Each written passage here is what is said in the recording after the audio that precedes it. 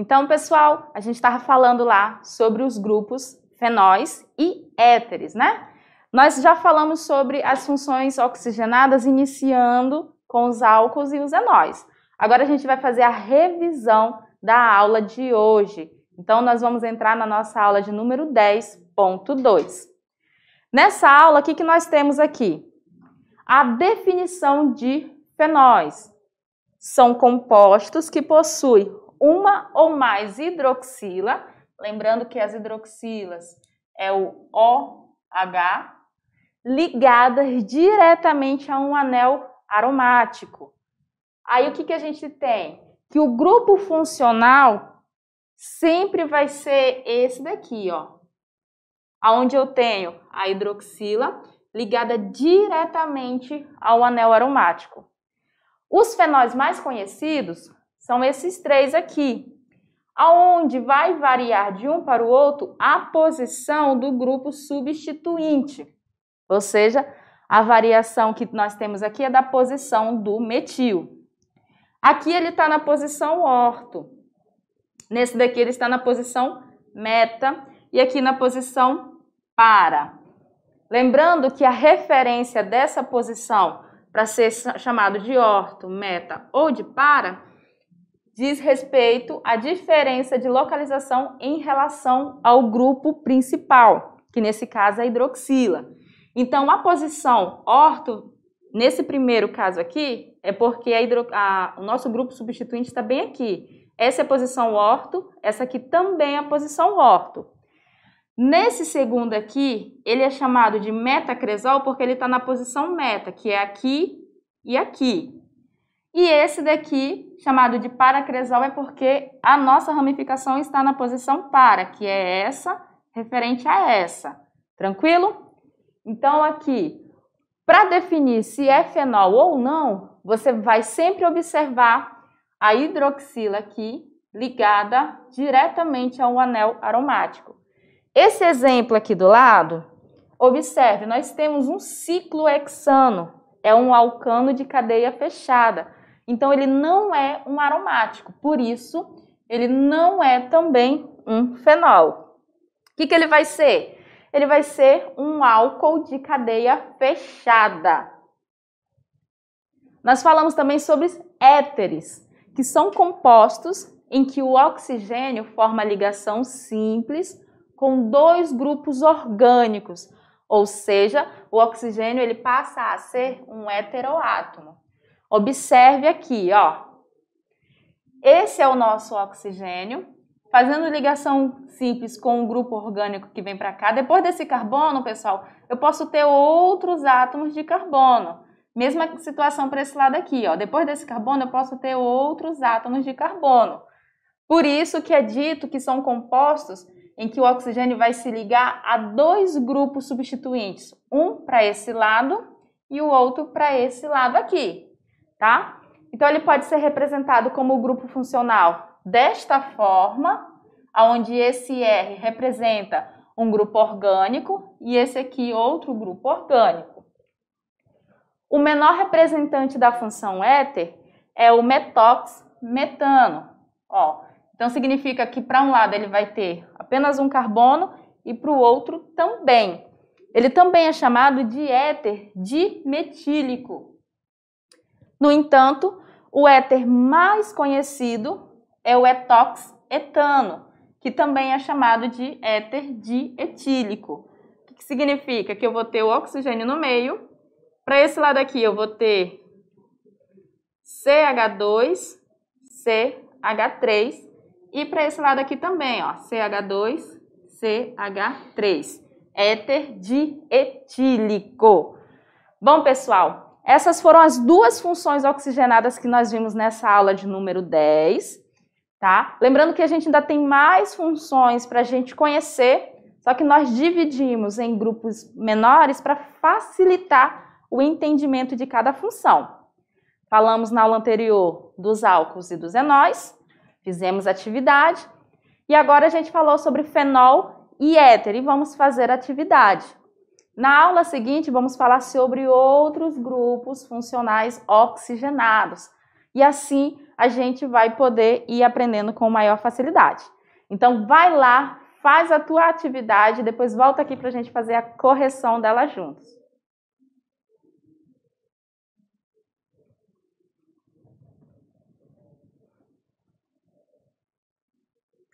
E aí, pessoal, o que vocês acharam da atividade? Acharam que estava muito difícil? Tiveram facilidade? A gente se preocupa quando a gente está montando a atividade em como que vocês vão estar resolvendo elas, viu?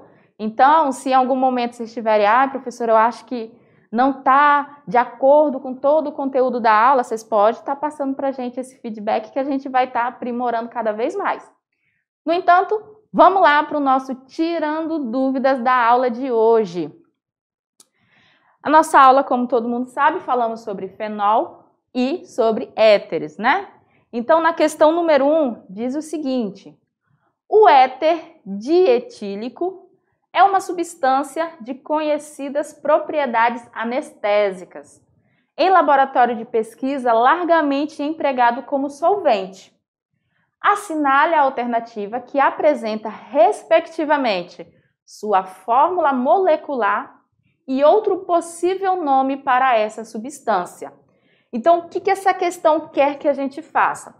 Ele deu um nome aqui, ó, do éter dietílico, e aí ele quer que você determine a fórmula molecular, ou seja, quantos átomos de carbono tem, quantos átomos de hidrogênio tem e quantos átomos de oxigênio vai ter esse éter.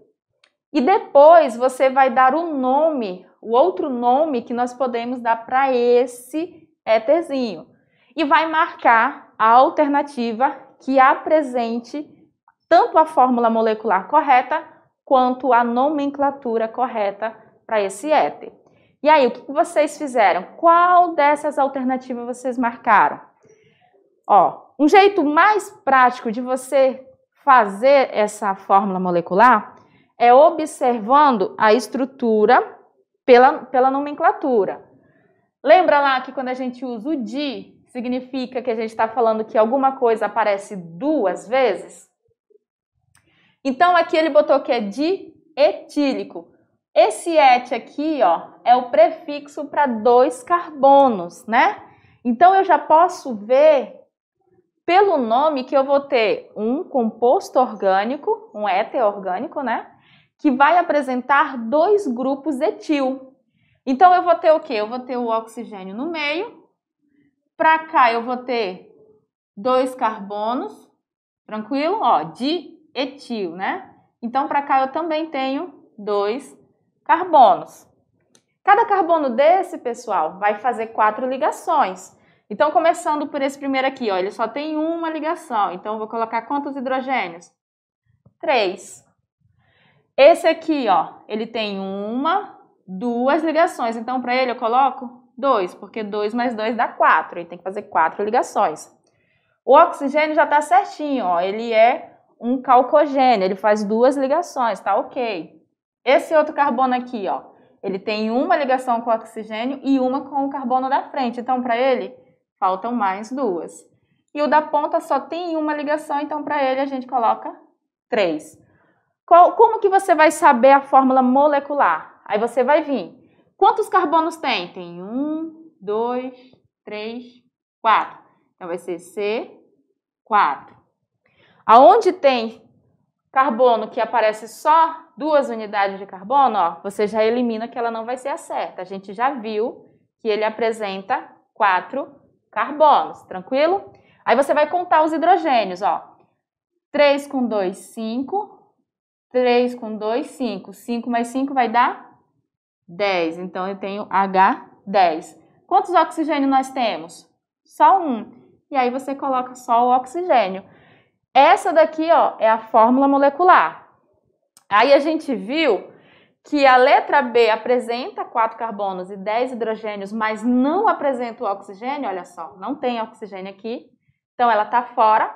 Aí, vem a letra D, ó, apresenta 4 carbonos, 10 hidrogênios e 1 oxigênio, que é a nossa alternativa correta.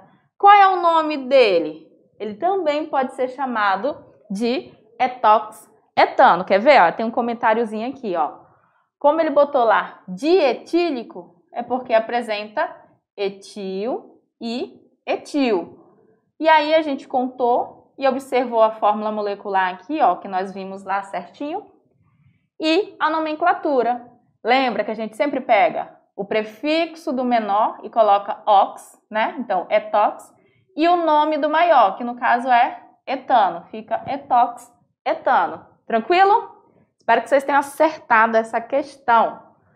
Questão número 2 diz o seguinte: a vanilina é muito utilizada nas indústrias de produtos alimentares, como em bolos, doces, sorvetes, chocolates e bebidas. Ela é extraída da vanila fragrans, né? E também para tabacos, perfumes e fármacos. Olha, essa substância é utilizada em muitas áreas. E aí ele dá: sua fórmula estrutural está representada a seguir. E aí nós temos a fórmula estrutural da vanilina. E aí vem: de acordo com sua fórmula estrutural, a vanilina apresenta as seguintes funções orgânicas. E aí você vai fazer o quê? Você vai lá, vai olhar e vai ver quais as funções que ela tem. Como nós estamos estudando a orgânica, ela tem funções aqui que nós já vimos lá no início, só não aprofundamos, tá? Mas lá na nomenclatura nós alguns grupos funcionais. Então vamos aqui, ó. Essa hidroxila ligada diretamente ao anel aromático caracteriza qual função? Fenol, não caracteriza? Tem uma hidroxila ligada diretamente ao anel aromático. Então aqui a gente já viu que tem o fenol. O que mais que nós temos aqui? Aqui não é um carbono? Aqui não é outro carbono? Então eu tenho um oxigênio entre dois átomos de carbono. Então aqui, nessa parte aqui, nós temos um éter. Concordam? E esse daqui, olha só, é o grupo funcional dos aldeídos, tá? É um aldeído, que nós falamos um pouquinho lá nas nomenclaturas, mas vamos aprofundar sobre essa função. Então, nós vimos que tem fenol, éter e aldeído. Então, qual vai ser a alternativa correta? Na letra A, ele fala hidrocarboneto, então não é. Na letra B, ele fala fenol, éter e aldeído, que é o que a gente está considerando certo. Na letra C, ele fala cetona, nós não vimos nenhuma cetona. Na letra D, ele fala novamente aqui, ó, cetona. Na letra E, ele fala do ácido carboxílico, e a gente não viu nenhum ácido carboxílico. Então, a alternativa correta vai ser a letra B. Na estrutura desse composto, a gente pode localizar um grupo fenol, grupo éter e o grupo aldeído, tá? Então, vamos observar aqui, ó. Aqui nós temos a função éter, porque o oxigênio está entre os dois átomos de carbono. Aqui nós temos a função fenol, onde a hidroxila está ligada diretamente ao anel aromático. E aqui nós temos a função aldeído, onde nós temos na carbonila aqui a ligação com o hidrogênio. Então, a letra B, realmente, de fato, é a nossa alternativa correta. E vamos para a questão de número 3, se liga no Enem. Essa questão é uma questão que caiu no Enem de 2019 e diz o seguinte: o 2-BHA é um fenol usado como antioxidante para retardar a rancificação em alimentos e cosméticos que contêm ácidos graxos insaturados.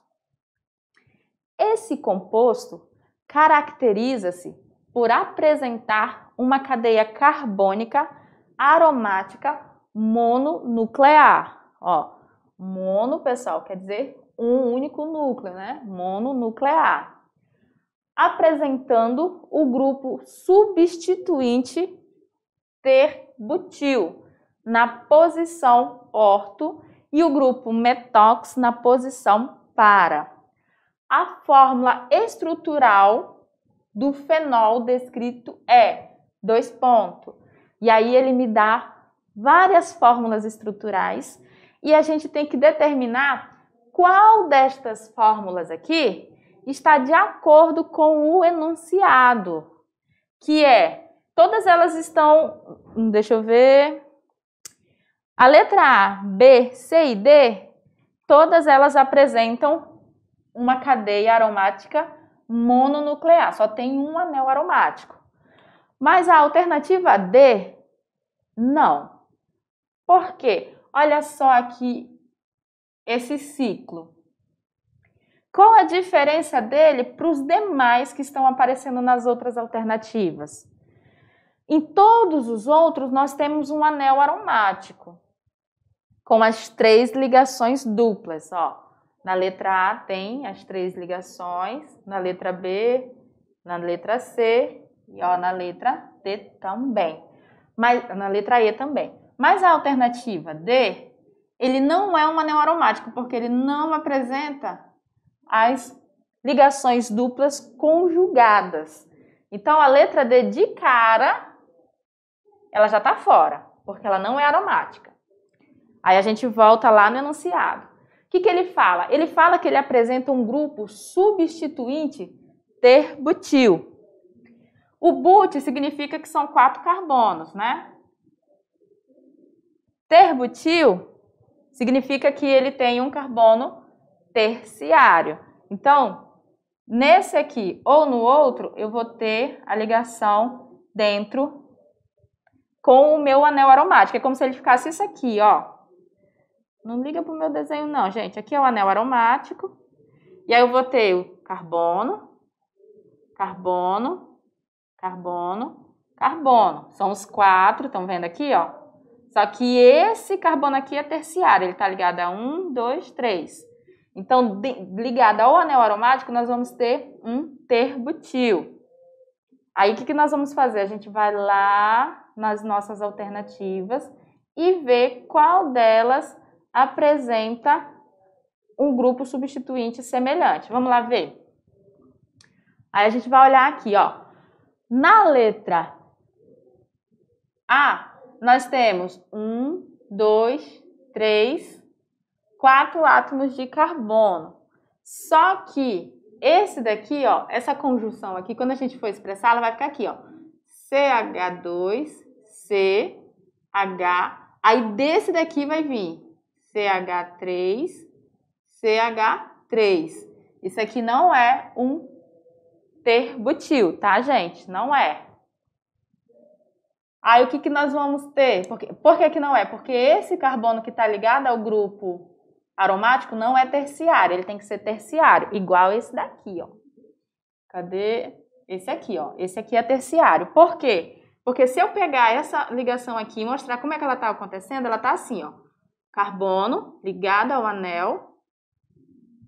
Aí dele vai sair carbono, carbono, CH3, né? CH3, CH3. Aí nós temos o ter-butil. Aqui, esse daqui, ele vai ser a resposta correta? Vocês acham que é? O que mais fala?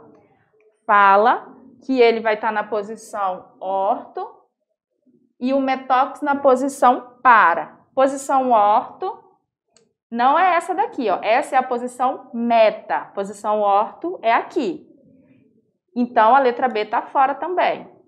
Na letra C, a posição orto está certa, está aqui, ó, certinho. Porém, isso aqui, ó, não é o metox, tá? Não vai ser o metox, então, tá fora. Quem tem que estar ligado aqui é o oxigênio, não o carbono. Então, letra A está fora, letra B está fora, letra C está fora, ficando a letra D. Onde eu tenho o ter-butil na posição orto. E aqui, ó, eu tenho o metox na posição para. Por que que aqui é o metox? Porque olha o oxigênio aqui, ó, como heteroátomo. Ele está entre dois átomos de carbono. O carbono do anel benzênico, aqui, e esse carbono aqui, que é um metil. Por isso ele é um metóx. Então, a alternativa correta aqui para a gente é a letra E. Olha só.